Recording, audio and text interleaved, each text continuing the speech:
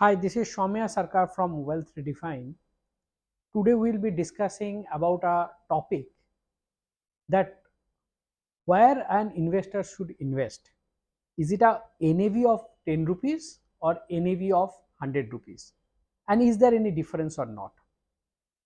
So a lot of people, we have seen that they are investing in NFOs because the NAV is 10 rupees and they avoid the funds which are already been old because the NAV is higher. So they think that if we get the more units, that makes them more profitable. Let me clear the myth. Suppose आपने एक mutual fund खरीद रहा है जिसका 10 रुपया की NAV है, और सपोज आप एक म्यूचुअल फंड खरीद रहे हैं जिसका 100 रुपया की एनएवी है, और आपको दोनों में 1000 रुपया लगाना है, तो एक में आपको मिलेगा 100 यूनिट्स और एक में आपको मिलेगा 10 यूनिट्स. लेकिन सपोज वो जो एनएवी है आपका जिसपे आपने 10 रुपया वाला यूनिट जिसपे आपने खरीदा है, सपोज वो 1% ग्रो करता है, और जो 100 रुपया वाला एनएवी है जिसपे जो आपका अप्रोक्सीमेटली 20% ग्रो करता है, तो एंड ऑफ द डे आपका जिसपे आपने 100 यूनिट खरीदा या 10 यूनिट खरीदा उससे मैटर नहीं करता. जिस एनएवी में ज्यादा ग्रो किया उस पर आपको परसेंटेज ऑफ प्रॉफिट ज्यादा होगा.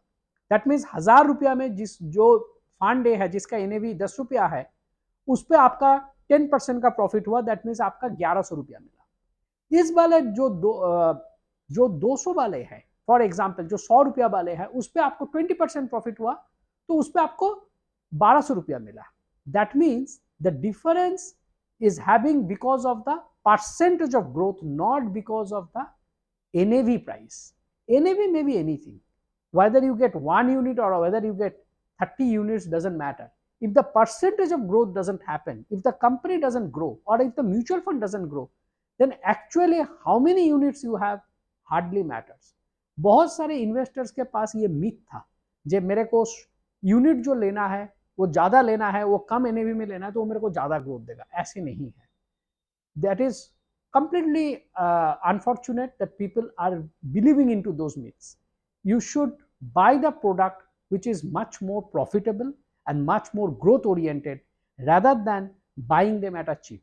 ऐसा नहीं है जो सस्ता है वही बिकता है और जो सस्ता नहीं है वो नहीं बिकता.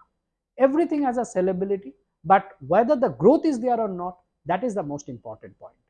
So please do not get into the false understanding that NAV 10 रुपया है तो मतलब है उसका ग्रोथ ज्यादा है और NAV 100 रुपया का है तो उसका ग्रोथ कम है. ऐसे बिल्कुल नहीं होता.